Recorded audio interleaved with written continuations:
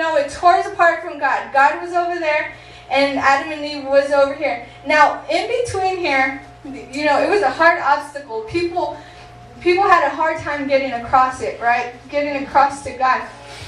When Jesus came, it made it easier for all of us, not just for some people, for all of us, because we have His grace. Now, if we have Jesus' grace and we're right here, why aren't we to God yet? I know we haven't died or whatever, I'm not saying that.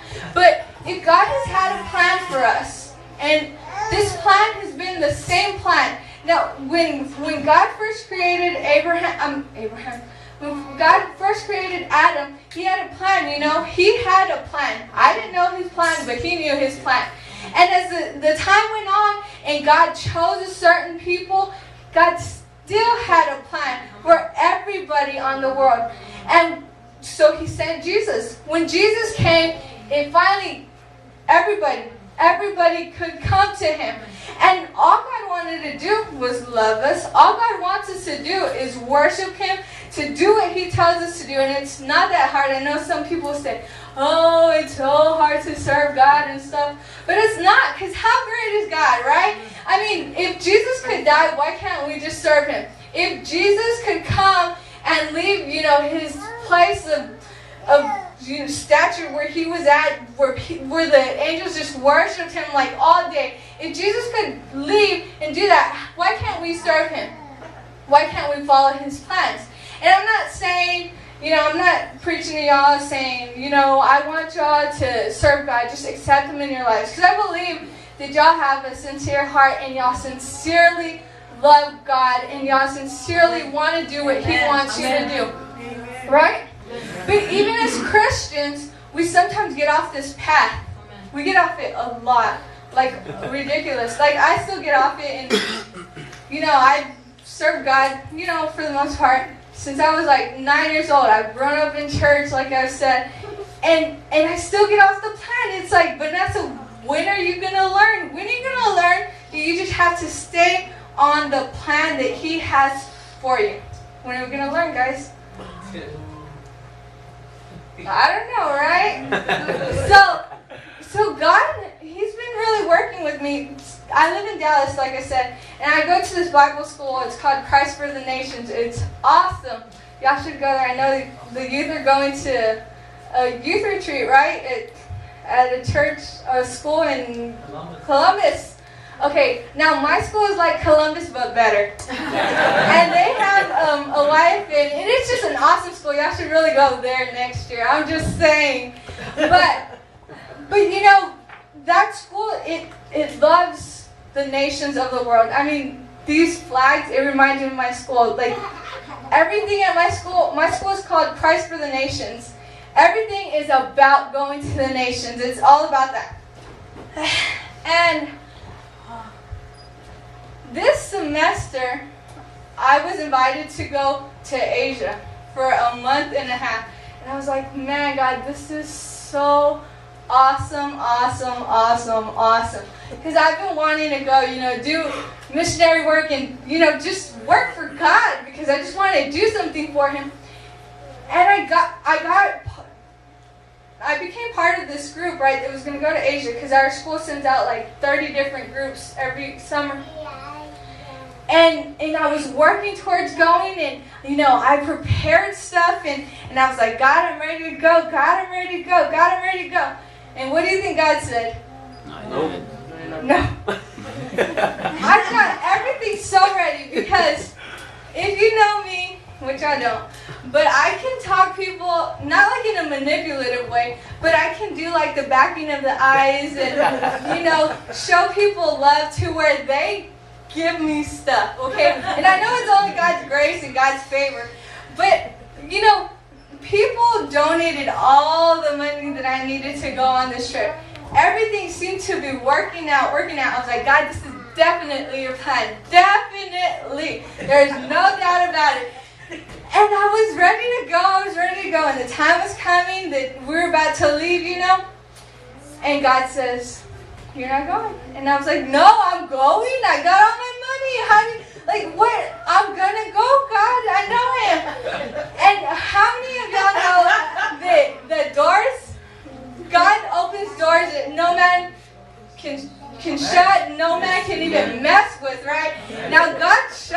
door, and he shut it tight.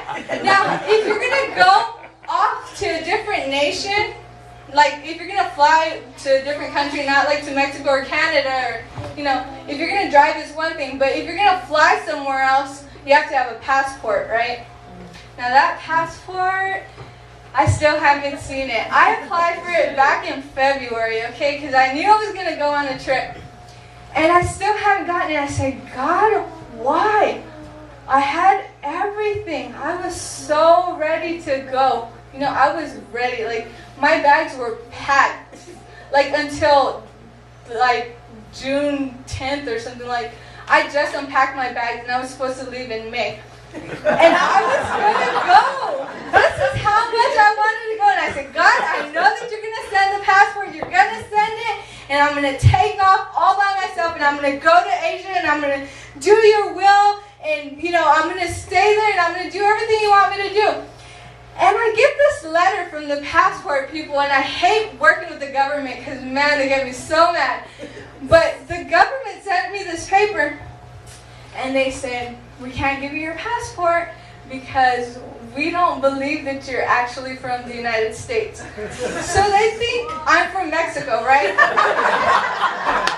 I know it's funny, but it made me cry really bad. They think I'm from Mexico. They still think I'm from Mexico. They sent me this letter saying that I had to send, you know, all these different records, like my grandma's birth certificate and like my mom in the hospital and everything, whatever. It was a bunch of stuff I had to send.